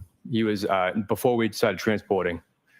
He was kind of in and out, trying to find more of, talking to the police officers, find more of a story of, what happened, why we're taking the defendant on a Section 12. Once you and Miss Reed were in the back of the ambulance, firefighter Whitley then joined you in the back of the ambulance? He did. How much time lapsed? It was a couple minutes at the most. Okay, so it wasn't a lengthy amount of time. It wasn't lengthy. And he was with you during the transport, along with Miss Reed, for the whole transport back to Good Sam. It's a good, yes. And you said on direct examination, I think your phrase was, all in all, she was cooperative with us. For the majority of the transport, yes. Okay. Never became combative, never got physical, nothing like that? No. Okay. She did refer to Mr. O'Keefe as her husband or her spouse? That's correct. You're aware of HIPAA rules, obviously. You're in the medical field, correct? Correct. You're aware at the time that HIPAA rules would demand or dictate that unless you're a spouse or a parent or a child, there's certain rules against getting or providing information to someone who isn't one of those close family members, correct? That's correct. Okay. You previously indicated on direct examination that, I think your words were, that Ms. Reed indicated that her last conversation she had with her husband was an argument, correct? Correct. You've previously testified about that statement in other particulars, right? Other hearings. I have. You're paraphrasing. You didn't write down what she said about her previous interactions with Mr. O'Keefe, and you didn't record those on a tape recorder, correct? I wrote down in my report that she said she had an argument. Right. You didn't write them down at the time. That was a bad question on my part. You weren't taking notes as she was speaking. Yeah, it could have been. I mean, it's kind of for every call, we jot down notes on a notepad, just Okay. so, when we give the staff a report, we can read off it. Do you have those notes? I don't. Okay. Do you think you took notes or no? To be honest, I'm not sure. I could have been typing them on the computer. That's what we typed the report on Okay. at the time. Do you have an independent recollection of taking notes, either handwritten or on a I computer was as you sit strung here out. right now? It was 3 years ago. I couldn't tell don't you if know. I did one or the other. Sometimes Okay. I write on the computer, sometimes I don't. Or you might not have written anything down, correct? Correct. Okay. So in any event, you weren't taking down, even if you were taking notes, you weren't taking down verbatim quotes of what she was saying. You were paraphrasing the information that was coming to you, correct? That's correct. All right.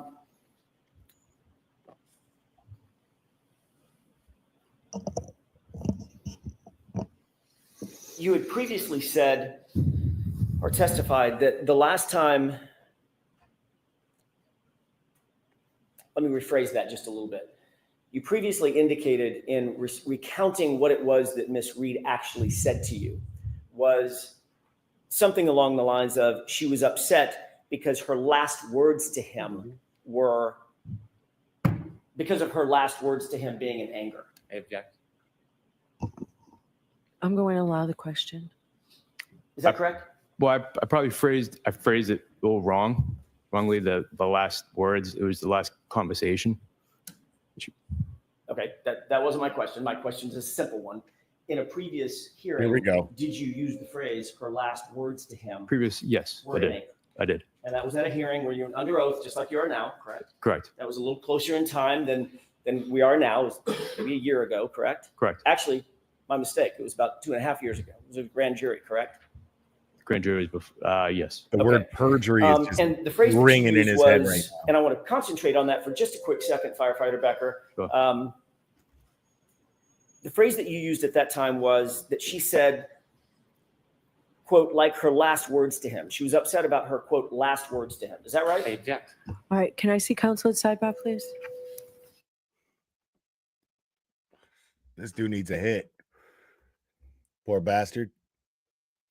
Dude is fucked up. I don't give a fuck what anybody says, man. I see a fucking paramedic that looks like that. That dude's got a problem. I don't give a fuck what anybody says. I've been around too long. I've seen too many people, done too many things. I know what I see.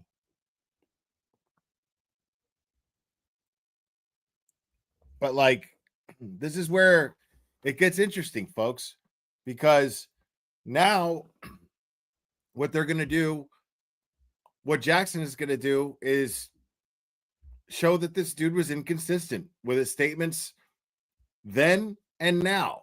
Especially, and the easy way to do this is because Brennan is coaching all of these people.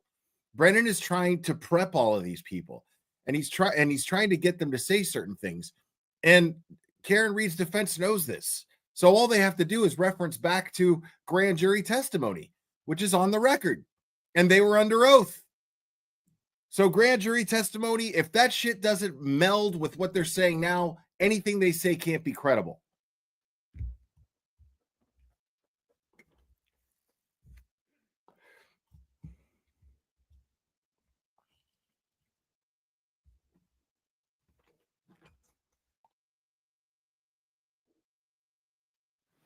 Yeah, a bunch of people lied with grand jury.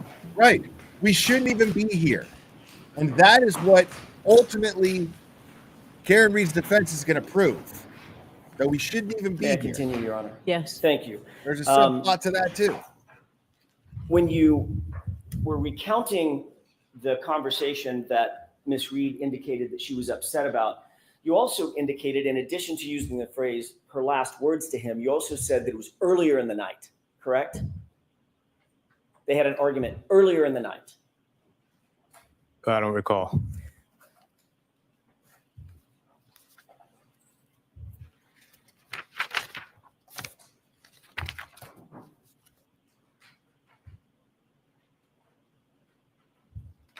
May I have just a moment, Your Honor? Yes.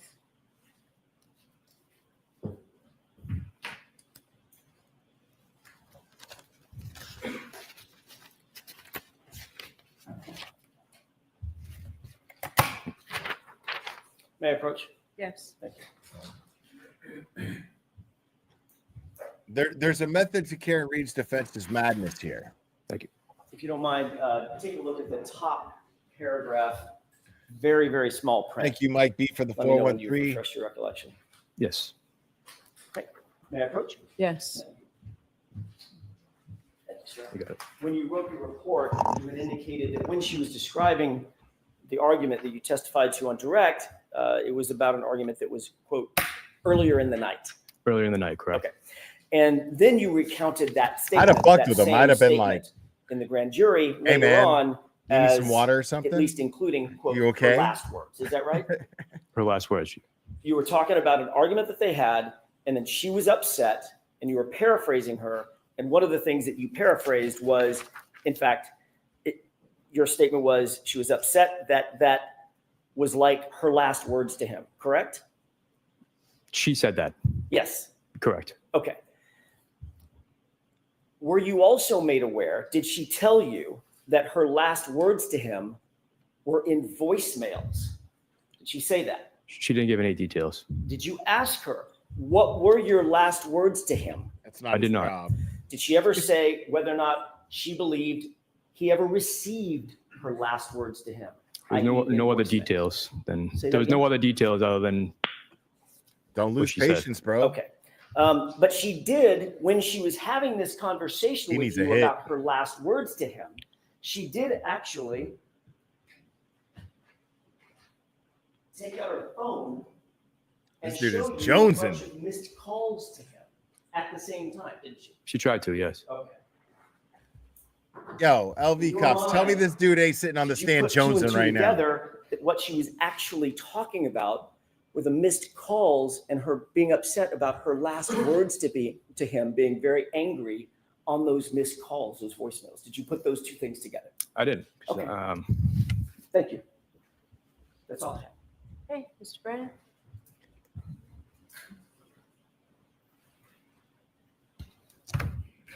So when Ms. Reed told you that she was sad because her last conversation, or her last thing that she had said to him was an Chasing argument, the dragon. did she ever suggest that was in a voicemail? Chasing the unicorn. Oh, Did she ever suggest it was in a voicemail? She did not. Did she ever suggest that she didn't actually speak to him, but instead it was some type of message? Objection. This poor Did she bastard, ever bro. suggest that? She did not. In fact, you wrote a report saying that there was an This guy is argument losing earlier it, in the dude. night, didn't Like, you? he's dying for a hit. sustained. You then were interviewed, weren't you? You Yes. interviewed on February 14th, 2022, Facts.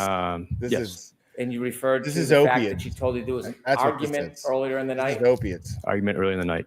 And she was telling you this when you were speaking to her that morning. Correct. Around 6. And 6 he's a a.m. paramedic. Come And on. earlier in the night, you know if she was referring to 12:30 I did not know. or 12:15 No, or midnight? I didn't know the time. So his answer is he doesn't know. You testified in the grand jury, and Attorney Jackson just asked you some questions about part of the statement you made to the grand jury when he said, like her last words. Would you like to put that in context of the whole statement you made? Do you remember Her last words? Do you remember the entire statement that you made in the grand jury about the statement that was made to you? I'd have to. Is there any particular Yeah, reason why you're yes. shaking and sweating right now, sir? This is page 81, lines 1 through 4. Please read it to yourself. Right here, sir. 1 through 4, please.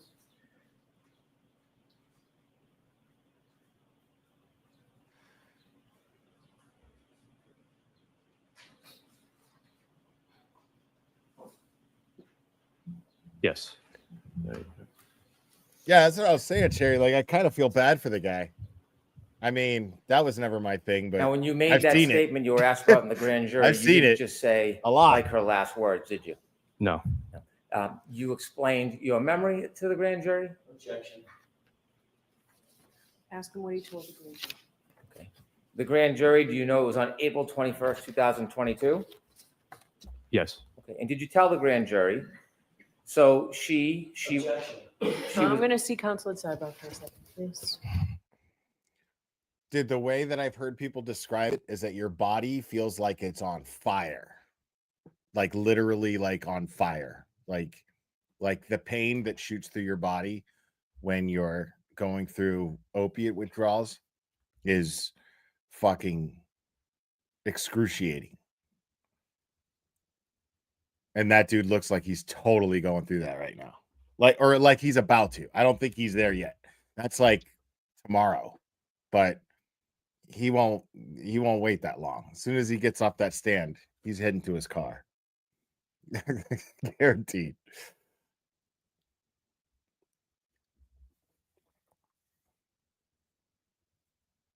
Like, he's not sitting up there just fucking being chill. You know what I mean? He's not sitting up there like your average normal fucking firefighter, you know, just sitting there like, sure, you know. He's trying to. He's trying to keep control. It's fucking sad to see. May I approach? Yes. So I'm showing you that statement that you made. Yeah, somebody on that jury is going to see that. Includes last words, but there's more to the statement, isn't there? She was upset. I'd like you to read Oh, your sorry. entire Sure. statement, 1 through 5. And read it out loud. Even Bev knows. So it. she was also can see she was it. upset also because she said they had, you know, the last time they had talked, she had gotten into an argument. So she was upset that that was like her last words to him.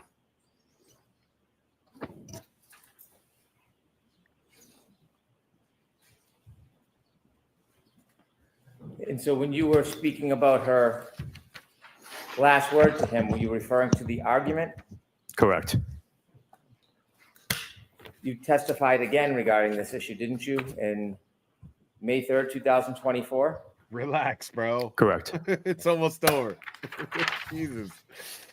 My And at man. that point, did you think or believe that the conversation she was relating to you was about a voicemail? Objection. I'm going to sustain the objection. Did you use the word again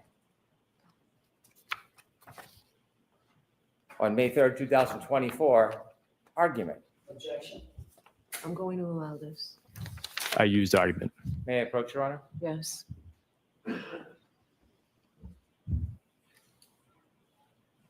I ask you to read your prior statement on page 10, lines 9 through 13? Objection.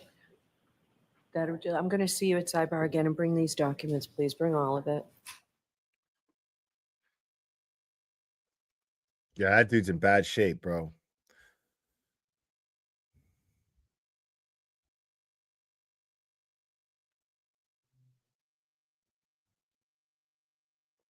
That poor bastard's in bad shape.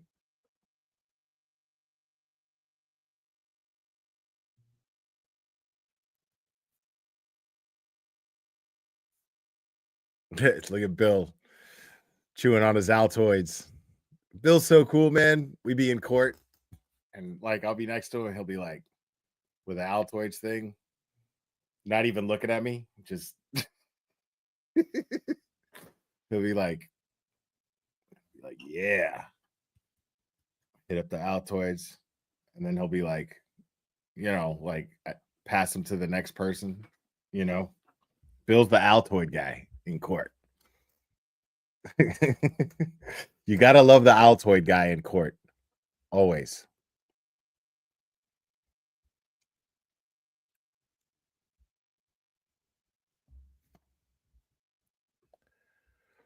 Plot twist pending. Thank you so much. We might need an ambulance for this guy.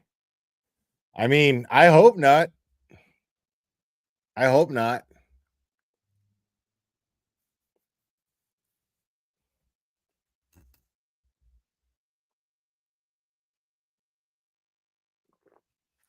And they're gonna wrap this up after this witness. This is gonna be over after this witness for until Monday.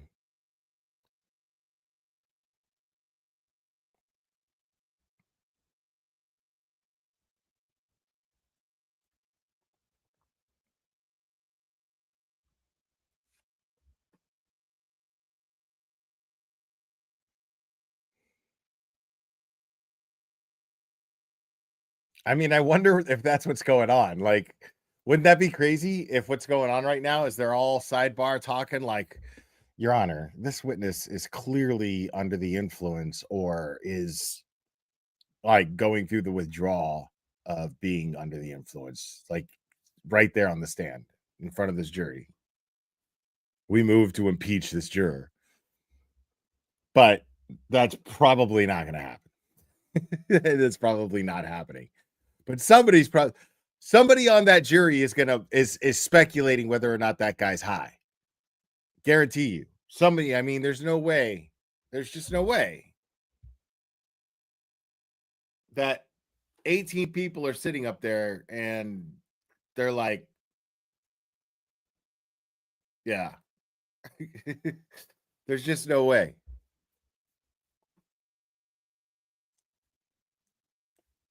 And there's not one person who's just like, listen, man, I had a brother-in-law. Man, and we had to like intervene. We had to like trap him just to talk to him. And then stick him in a place for like 3 months. Johnny O, thank you so much. Is it just weird? Does this witness have meth bones? Something like that. He's got something. I don't know. But he definitely looks like he's got problems. He's not just anxious, man. That's more than just anxiety, bro. I'm anxious. That's not anxiety. Yes. Thank you. That's the machinist, bro. Sir, when you wrote the report of your notes to put in your report, do you remember the word argument?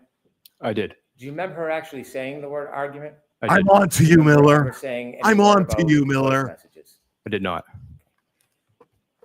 You said that there was somebody in the front seat of the car with the defendant, It was. and you later learned from the defendant it was a person by the name of Kerry Roberts. Correct. Can you share with us the context? How did you learn that?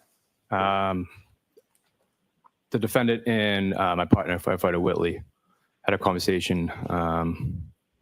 Objection. I'm going to allow it. So the defendant brought up how if her husband had died at the time, she didn't know how she was going to take care of his kids. Objection. I'm going to allow this. And firefighter Whitley mentioned that she had like a strong support system. You know, all the friends are on Canton, and yeah, that's hearsay, dude. That's pure hearsay. What the fuck? Yeah, what the fuck is going on right now? How the fuck is she allowing that?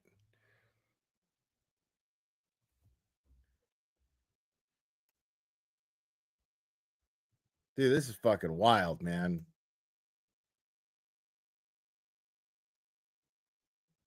Bro, you know what would be crazy, dude? If my man just broke down, it was just like,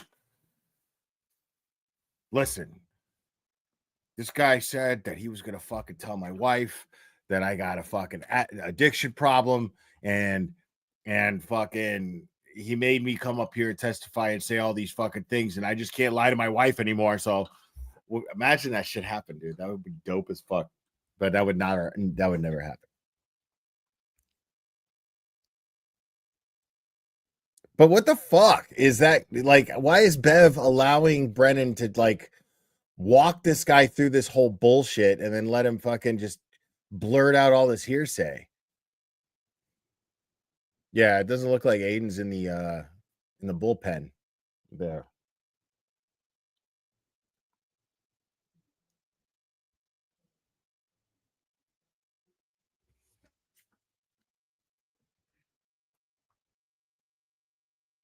I mean, I'm just saying, like, I don't fucking know. I'm not drug testing the guy. I'm just saying it looks a lot like something that I've seen a lot. That's all I'm saying.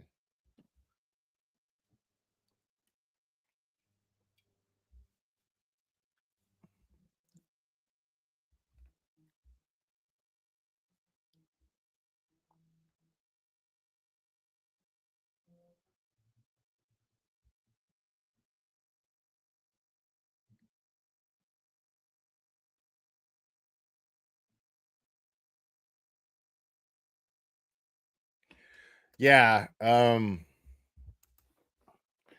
there's another fundraiser type thing in the works, probably,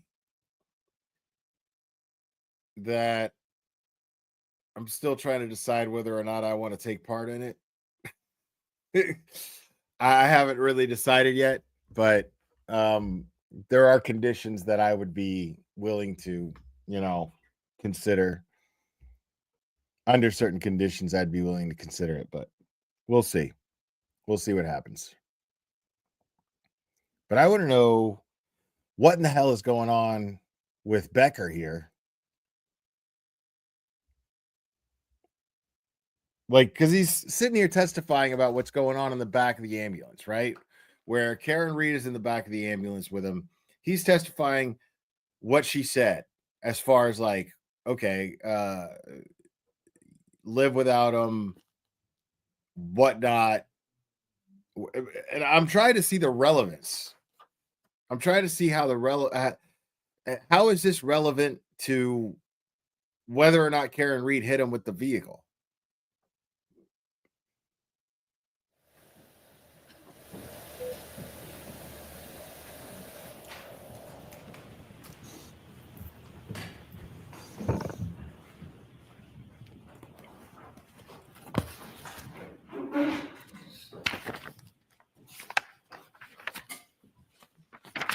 Look at his hands. When you spoke to the defendant and she shared with you that her last words with her husband were an argument, why didn't you ask for more detail about that? I didn't feel it was at the time we went about the call as that we didn't think we would be witnesses in a murder trial. We were there to support Karen and ultimately get to the hospital safely.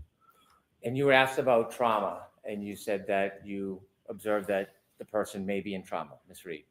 A traumatic event, Traumatic event. Right. Do you have any idea what caused that traumatic event? I did not. Thank you. I have no further questions. Anything? Very briefly, you indicated that you were asked on redirect examination by Mr. Brennan, whether earlier in the night could have been 12 or 12:15 a.m., correct? That's what he asked. Yes. And earlier in the night could have been 6 o'clock p.m. Early in the Friday night. Yeah, correct. Could have been 5 o'clock p.m. Could have been. Could have been 7 o'clock p.m. Sure. Okay. You were also asked whether or not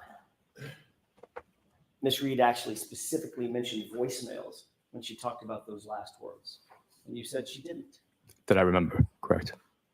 but she did show you her phone. She tried to. And she did show you a bunch of missed calls to John O'Keefe, correct? I wasn't going to look through her phone. I don't know who she called. Thank you. That's all. When she said about the argument, she said those were the last words. The What's argument. up, Annie? That's correct. Sustained. All right. Jurors disregard that last statement. All right, you are all set. All right. Firefighter. Thank you. Thank you guys. Is this a good place to stop for the day? If the court pleases, yes. Jurors, we could do 6 minutes, but I think we'll just, this is probably. Right. Yeah, I think it's a good idea to wrap it up there, Bev. Homeboy's bolting to his car. You know he We're is. on schedule, right where we thought we would be. We're going to release you for today. Now, when I told you this morning, and I've told you other times too, that when you're out in that room waiting for us, we're in here getting work done to make things more efficient for the trial, especially a trial this long. We've decided that we're going to spend Monday afternoon again trying to streamline this trial and deal with issues that we have to deal with. So Monday for you will be a half a day. All right, so I just wanted to tell you that. Half a day. Please, again, those 3 cautions, do not discuss this case with anyone. Don't do any independent research or investigation into this case. If you happen to see, hear, or read anything about this case, please disregard it, let us know. And I guess the 4th caution is the same as I've been saying. Please be very careful with your social media. All right, have a good weekend. We'll see you Monday morning. All right, so everyone, please. And I'd like to see counsel at sidebar, please. Don't cut the feed yet, Court TV. Let's see what happens. Are they going to discuss a motion? I don't want to miss nothing like I did last time.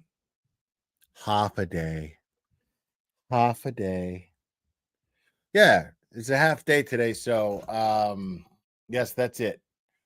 Fanny Elise is. Oh my God, bro. Wait, what? Hold on. What is going? Oh, here we go. Yeah. I think we got a super dad. Super dad. I think we got a super dad. Super dad. Super dad. Super dad. Dad, dad, dad, dad, dad, dad. I think we got a super dad. How dare you? Norman Corey, thank you so much. I think you're right. Looked like that to me. That's for sure. So there's no sound. I guess there's still sidebar because I don't see any attorneys sitting at the table. So I'm wondering what this is about. Like, there's nothing predictable about this trial, dude. Like, there's nothing predictable about it. It's very, very crazy.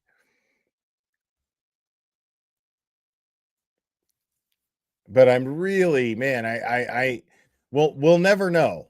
We'll never know. But, well, I mean, not never, but we won't know until well after the trial, at least, that what impression the jury got from visiting 34 Fairview.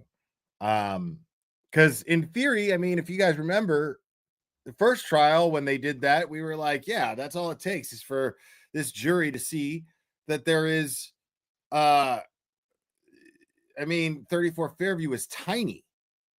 It's absolutely tiny. There's no way that 11 people came out of that house and didn't see a 6'2", 200-pound man laying there next to the flagpole, because the flagpole is just, it's a couple of steps away. It's just a few steps away. It's not that far at all. The pictures make it look a lot bigger than it is. And when you're there, it hits so different. It hits so different.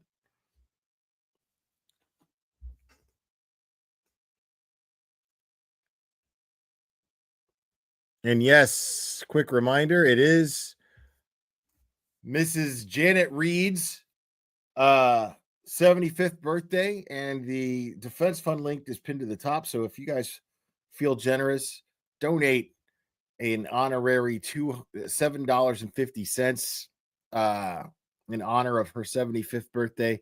And if not, yeah, I know, right? 75, she does not look it. And make sure to type in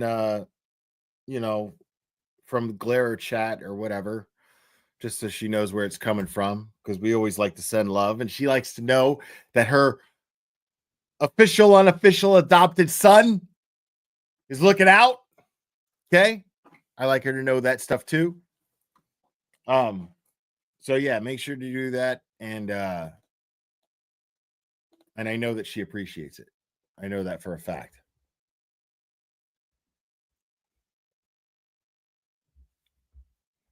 But I don't have this muted. We're just waiting for more sound here.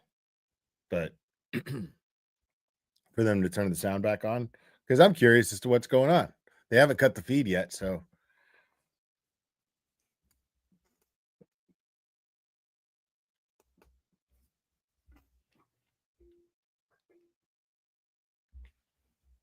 I know, Liz, right? Well, can you blame me? I mean, Bill and Janet are amazing.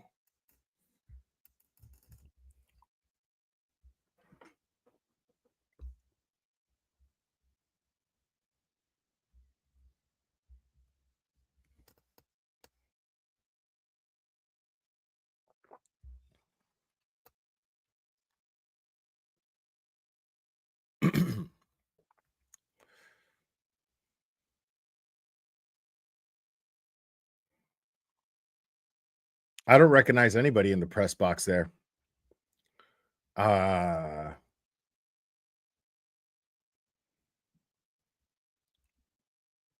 don't see the towel.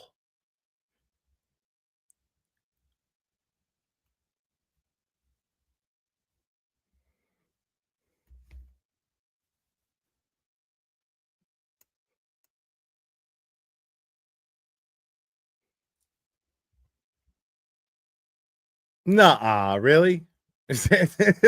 Aw. Yeah, you guys got to understand, man. You can't do the shit in other people's chat that you can do here, dude. Like, I run my channel a lot differently than most other channels, man. And just because I handle my chat a certain way doesn't mean that anybody else is wrong for running their chat the way they do, man. Like, respect their rules. If I'm in Melanie's chat, man, I'm respecting the rules. It ain't no thing. If I'm in anyone's chat, man, I'm respecting whatever they got going on.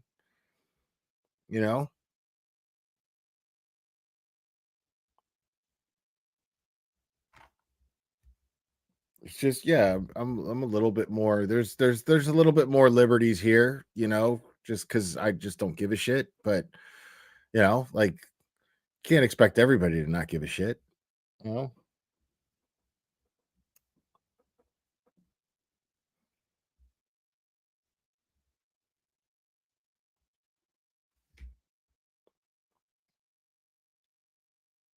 everybody's entitled to their opinions, man. It's a free country.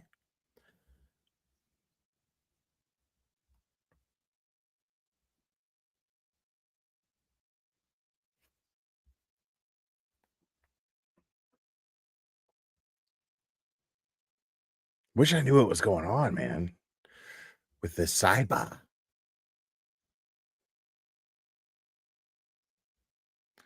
I think because Grant's a South Park fan, and I think that I'm not a South Park fan really, so I don't really know.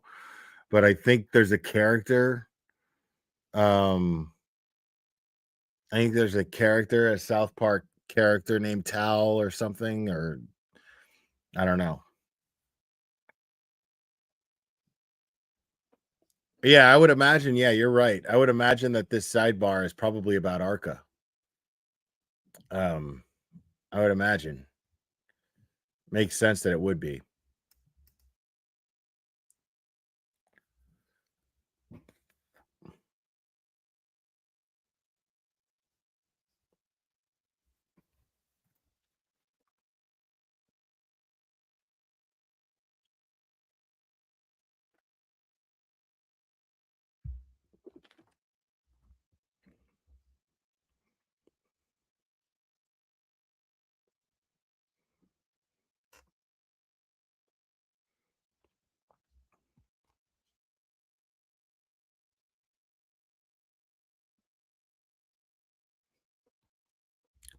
Well, my channel is only the bomb, Janice, because of you folks.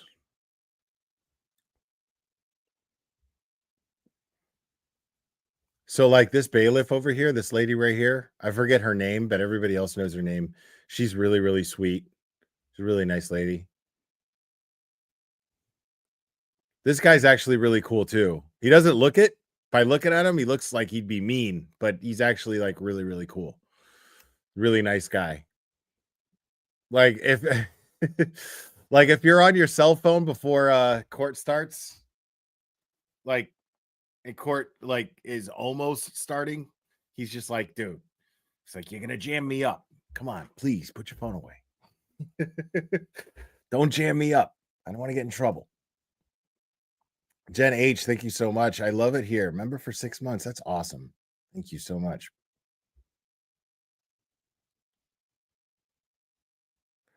Yeah, Kelly and Esty are in there right now. I think it was Esty's birthday yesterday.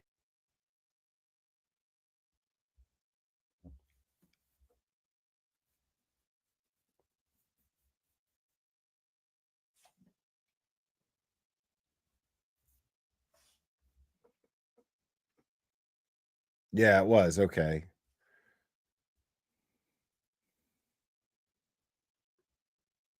Yes, we love you here, Liz.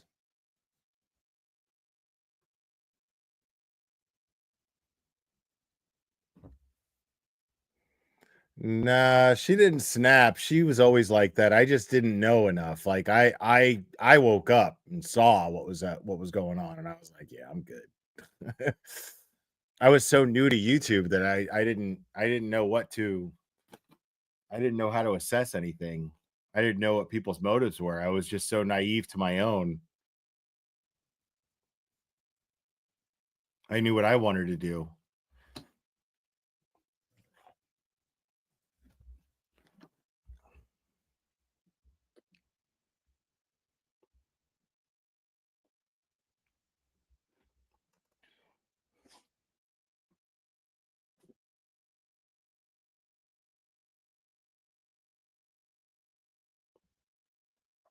All right, we'll see you Monday. All right, they'll see us Monday. Okay. All of that, huh? All right. So Tori, you should take care of that. What's up, baby boy? We're almost done, baby boy. We're almost done. Goodbye. All right. Thank you.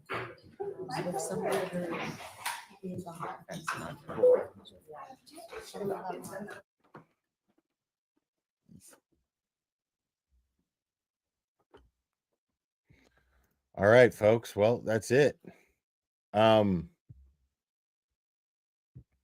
So yeah, I really appreciate you guys hanging out. I know, baby boy, we're going in just a second, baby boy. Promise. But yeah, it's great hanging out with you guys. I appreciate it.